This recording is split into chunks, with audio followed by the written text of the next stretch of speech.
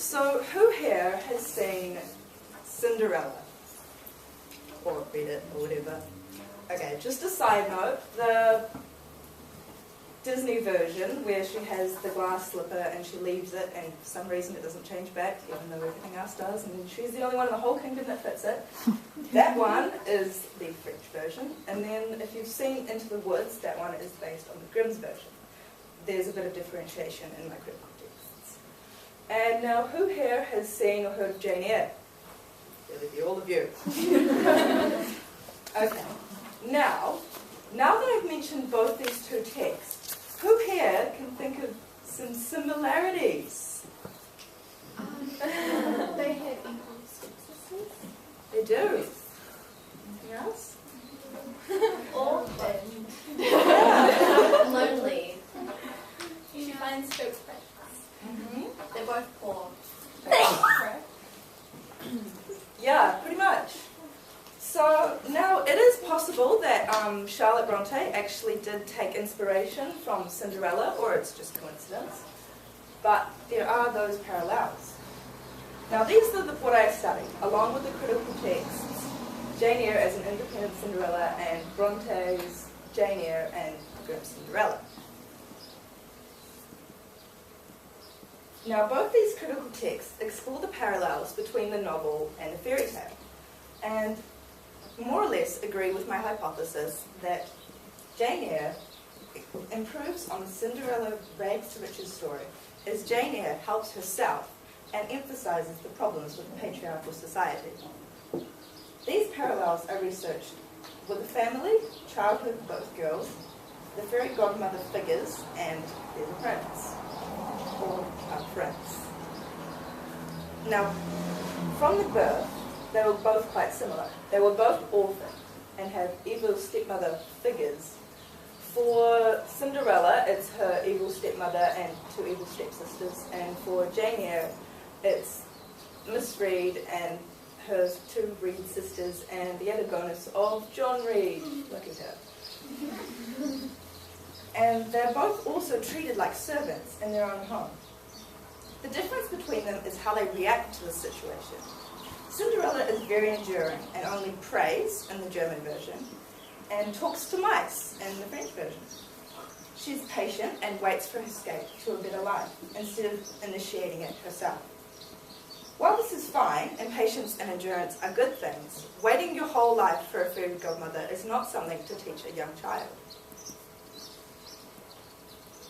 Without her fairy godmother, she would have gotten nowhere. She never stands up to her oppressors, and this is not something good to teach young girls. Jane, on the other hand, does.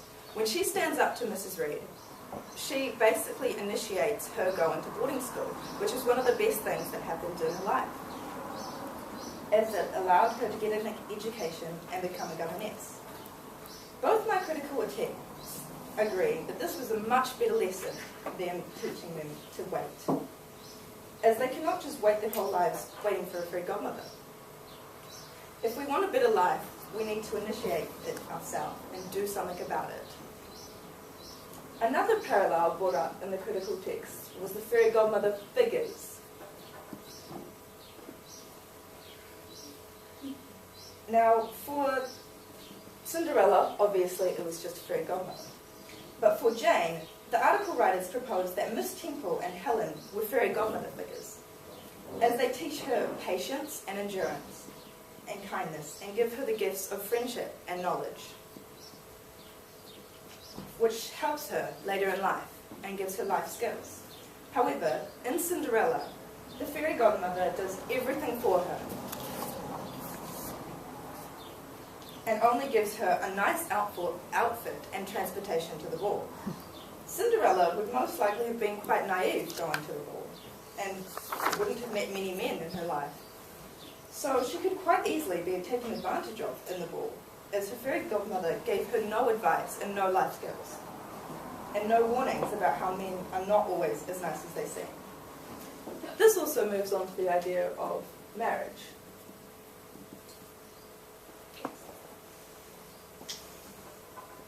In both stories, marriage is viewed as the best option for women to gain happiness.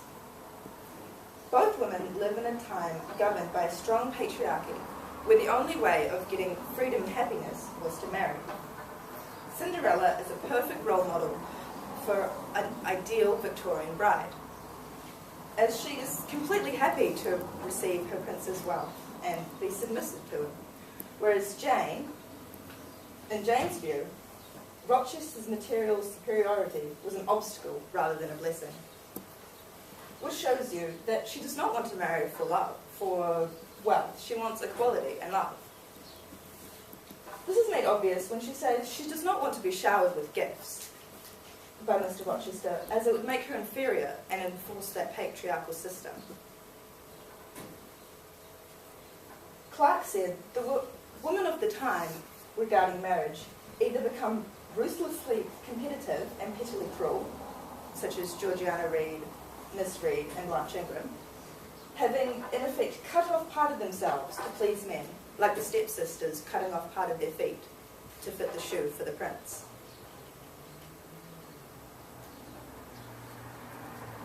Or they are swallowed up by a world that does not value them, such as Helen Burns or Miss Temple. And this is what Cinderella would fear would happen to her. This shows how few options women have in a patriarchal system and how it has a very negative impact on them. Okay, so now I have some cookies. Now these represent Cinderella and Jane. So they were chosen for different reasons. One for beauty and one for what's inside. These ones have chocolate inside. I'm going to take some. Sorry about all the chocolate. But yeah, so Cinderella was chosen for her beauty and really nothing else. Even in modern versions, when they do meet each other before actually getting married, and they don't just marry straight away, there's still no such thing as a plain or an ugly Cinderella. It's always beautiful.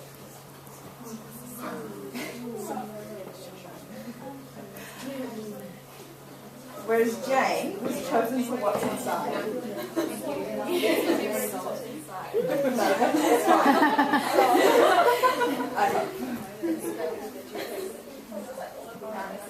Yeah, eat them.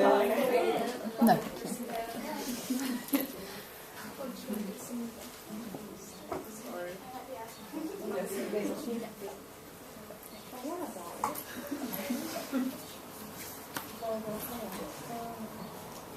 You make really good cupcakes.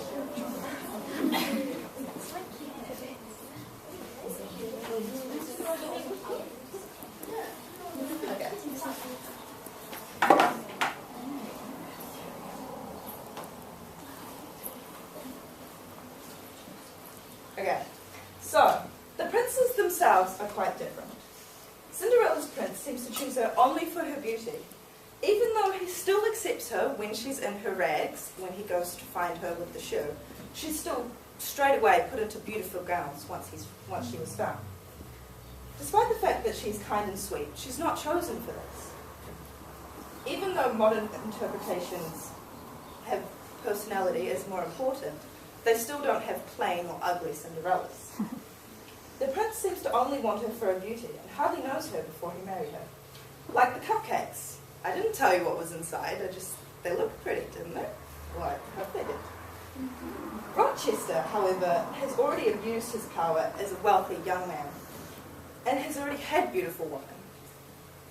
But he's realised he doesn't want beauty, as beauty dies, and there is more to life than just a pretty face. He wants intelligence, morals, and equality. Like the cupcakes, he wants what's inside. Jane likes her plainness and doesn't change it for anyone. Even though he wants to shower Jane with gifts and wants her to stay his mistress, he would eventually grow tired of this Jane, as that's not the person who fell in love with. And the real Jane is much more strong-minded. This shows how even though it said Rochester is less attractive, he's still better husband material, as he's less superficial. Despite this, in the modern world, you should be looking for men way better than both of them. And the they both also end up with a lot of wealth at the end.